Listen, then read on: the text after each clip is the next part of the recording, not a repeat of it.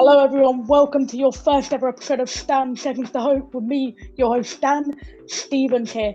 First ever episode, and what better guest could we get with the one and only, one of the greatest in-pit ring performers to ever do it, Oliver Roberts, otherwise known as Cheese or Faded Skull. How are you? I mean, I was all right until I sat down and heard you say one of the greatest. That's got me a little bit angry. The greatest. I'll do the intro for you. It's fine. So, ladies and gentlemen, you are listening to the greatest wrestler, the greatest manager, the greatest booker, the greatest promotion out there, SCW. And yes, I am your man, Cheese. And thank you, Stan, for having me as your first guest. I'm doing well. Really. I was only razzing. How are you doing? I'm doing great, man. It's great to be in the presence of one of the greatest to ever do it. Sorry. You'll learn, Stan. You'll learn. Yeah, I know. I should have learned already. You pay my bills. All right. Yeah, well, we got this nice studio here. It's looking good. Stan Sessions. I mean, we're excited. Season 1. Obviously, if you do want to jump on with Stan, make sure you speak to him. Yeah, I mean, obviously, very excited to be here with you. And let's talk about you for a minute. Recently, it was just announced that you have been drafted to Crash Course as a part of the draft awaiting for season 3. How has that come about, and what does that mean for your future in wrestling as a whole? Mind games, I think, from Sears, just knowing that he can do it. Look, I'm wrestling in April, all right? I'm fighting in April. The card's been booked, me and Shane. I'm looking forward to it. Yeah. I'm the guy, and it was like someone said backstage yesterday, look, Shane's my son and I'm Cheese, all right? I'm his dad. When I go into that ring, I'm Faded Skull. What happens in that ring stays in that ring, and we're both professionals. Look, yeah, I've been drafted to Crash Course. I know that there's a lot of people on Crash Course who would love to fight me. It's not going to happen. I'm not interested in fighting a Crash Course and just, look, Seidel or Sears, sorry. He looks a lot like Seidel, gets confusing. Sears, basically. Yeah, I see what you mean. He just, look, Crash Course was lacking, all right? It was lacking, let's be honest. So if it has Faded Skull in the roster, if it has that name, it's probably going to do better than Mayhem. Look, my money's on Crash Course this season. My money's on Crash Course. Yeah, I mean, obviously, you stepping down as Mayhem GM, actually, so no longer in that kind of position. How have you felt that transition from Mayhem to Warfare? Look, it was a hard one because, obviously I love Mayhem. I've been at Mayhem ever since it started. I was, I birthed Mayhem pretty much. I raised it. And It's sad, but I feel like what I've done is the right decision. Tim, as we know, has had experience running shows. He done Warzone. It was really good. And I feel like I've sort of created a good atmosphere. I've come to Warfare, which, as you know, was sort of broken, disbanded. Nothing was happening. And now we've got everyone going, I've got this rivalry with Cassie and Jazz going on. We've got Scorpio as a champion now. The tag team belts coming back, obviously. Tony Rose and Jazz teaming up for that.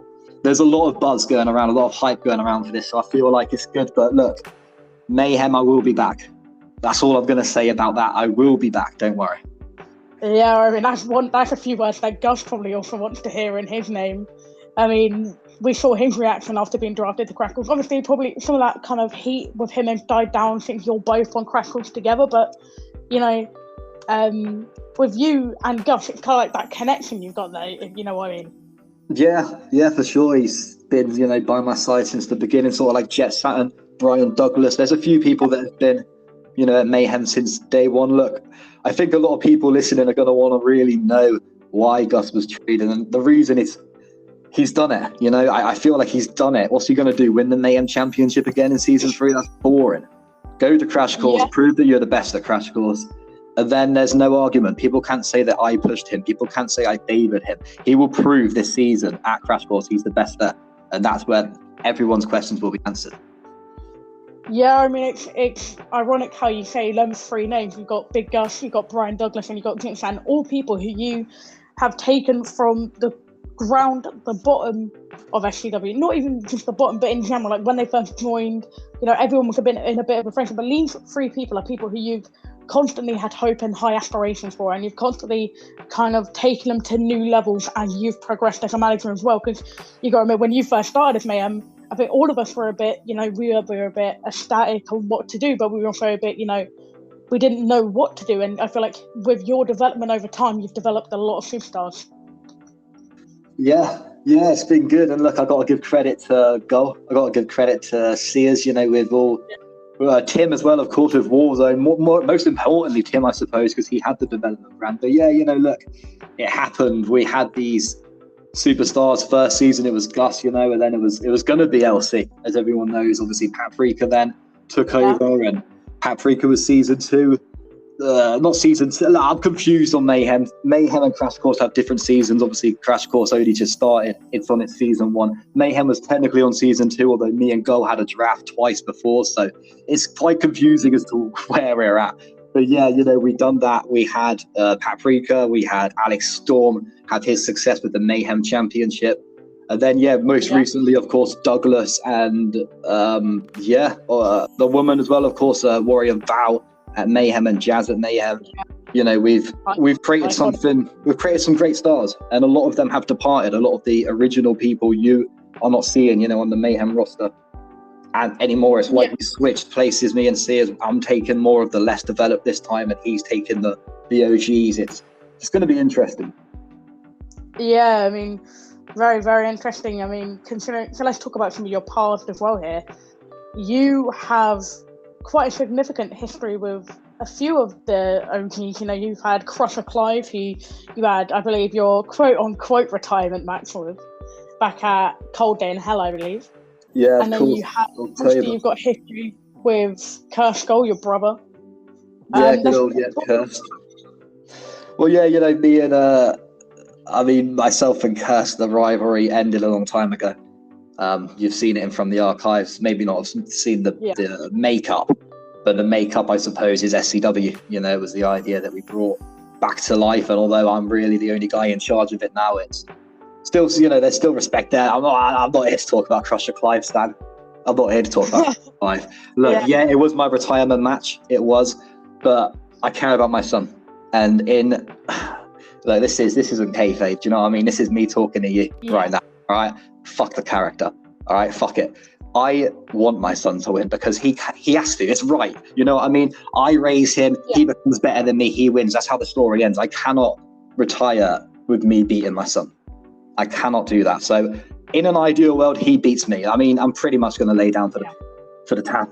If I'm being honest, in April, I'm just going to let it happen because unmistaken is where it's supposed to be. Fight number 3. And that's where, I'm not going to let him win. I'm never going to, but I hope to God that by that time he is ready.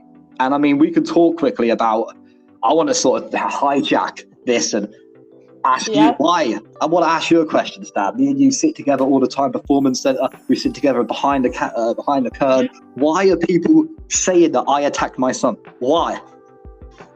To me, honestly, I don't see any reasoning behind it. I mean, you yourself said that you want to pass the torch to your son in a way.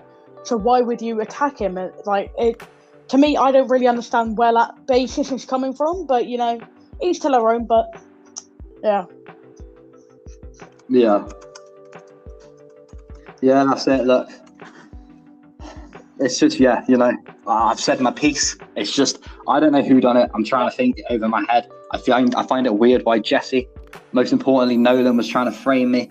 I feel like there's something dodgy going on, and especially with Jesse. Jesse's just moved over to Crash Course. Is this a message he's trying to get out there? I don't know. But look, I was out. I was having some Indian food, all right? I was eating a curry where my son got attacked. I had no idea, Stan.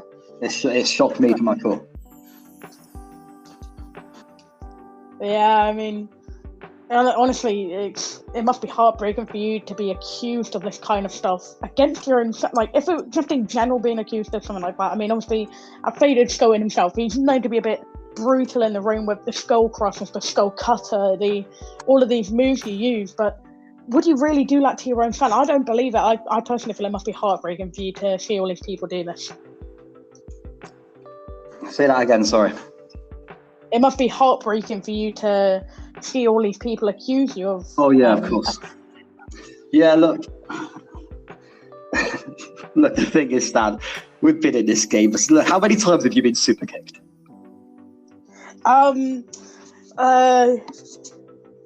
Right, so I'm from Norfolk and I have like 6 fingers on each hand, right? But still, like, I don't have enough fingers to count that many times. Exactly. Look, attacks happen all the time. And what I said it last night, I said it to Shane. What I find weird is how, they're treating it like an episode of Watchdog. They're treating it like they need to crack the code. Who is this guy, the mystery murderer? Do you know what I mean? It's just someone who's bitter. It happens every single month, a jump. Someone's jumped my son, and these people they're trying to piece it together, and it's just weird. It raises an eyebrow. It does the Rock eyebrow for me. I'm like, someone's taking the piss. Someone's done this, and someone's trying to frame me. Yeah, I mean, I must say, like, your son, like, yes, he could be a lovely guy to me. He could be a lovely guy. Obviously, he's lovely to you. You know, you're that father-son connection. But, you know, when he's backstage, he can rub people the wrong way. And so, I feel like, do you ever get that feeling that maybe listen to someone who he's like rubbed the wrong way, or like, you know, it's kind of like that. I think it's a message. I think it's a message, and I'm really almost certain that it's something to do with Jesse. I don't know why, but I feel like it's a message. It's someone, look, it doesn't, come on. You taking the piss out of me right now, Stan? Are you taking the piss out of me? No one, yeah. No one. But it's just so obvious. It happens the same time as the draft. It happens the same day as people transition over from the red brand to the blue brand to the fucking... No, I'm not going to call it that brand. I'm a neutral now, but look, it happened the same night. It's clearly someone trying to get a message across. It's not me. I beat my son up. I beat him up. I don't need to jump him. If I wanted to... If I wanted to beat him up, I would touch him on the shoulder. I would say, hey, son, and I would whack him in the jaw. Pretty simple. Would you hit him with a few of them skull crushers? Of course I would, Stan. Yeah, I can't blame. Got a very punchable face at times, I must say. Yeah, I mean, so what are you really looking to do with SCW going forward? Obviously, you're doing the women's show, and you've obviously got the matching with Shane, but what are your personal plans going forward? Look, there's a few things under wraps. Okay, we obviously just announced Steelmania 2. We have raised the budget enough to get these beautiful cages that the universe love to call war games, and we have nice. Fights in the pipeline for it already. We've got a few rumors out there. We want to do a brand versus brand at Steelmania. Yeah, that'd be close. And I hope you're listening to this. You want to try and do my accent because you're from LA. You think you're funny, Douglas? Trying to do an English accent? I want you, your son, your brother, your whole family. Me, Shane, and Dan Stevens. And I'll tell you what, Stan, if you want to put on your wrestling boots, I'll do a Vince to Pack. You're more than welcome to join us. You're an honorary Robert. Yes. We're making a 4-man. But yeah, I'm excited for it. There's many rumors, loads of factions that could go in war games together. But yeah, apart from that, look, we've got April, and that's a very good month. We've got the Spring Slaughterhouse, sort of like Cold Day in Hell free pay-per-view themed month. Yeah. For now, it's just chilling. For now, it's just waiting. It's a quiet month. We've got Now or Never. And I don't know if you're a nation of Now or Never. Now or Never, I've seen the kind of basis around it. It's a really interesting idea. Like all these people who, have gone so not underutilized, but unrecognized for so long and haven't really had any of these title opportunities. Getting these opportunities, I believe that's one of the best ideas SCW's ever come up with. Yeah, it should be interesting. Obviously, there will be no world titles, so no men's or women's world titles. That is secured for the King of the Ring and Queen of the Ring winner at the end of the month. Speaking of the end of the month, though, of course, so what happens is we have Now or Never. We have 2 shows, Crash Course and Mayhem. The World Championship is with Jet Saturn. So the World Championship will be defended. You're hearing this live. The World Championship will be defended at Mayhem, not at a pay-per-view. What? It will be defended at Mayhem. The King of the Ring winner will go against the World Heavyweight Champion. And the reason being because we are nearly at Raising the Stakes, which is the end of February. And we've already told people what happens there. Main event, 5 men, World Championship, 60 minutes on the clock. Jesus Christ. going to be absolutely brutal, and we're not going to put the King of the Ring winner in that. It would just be a bit unfair. So we're going to put them in the shows.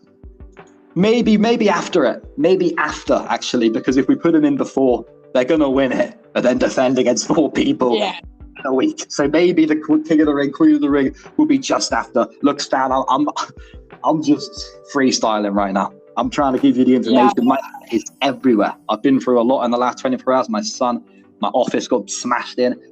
The crazy pay-per-view that we just walked away from. Yeah. I'm just a tired man. Yeah, I mean, so you've heard it there first, ladies and gentlemen. I believe Jesse Heartache will get his world title opportunity against whoever is world champion at the time.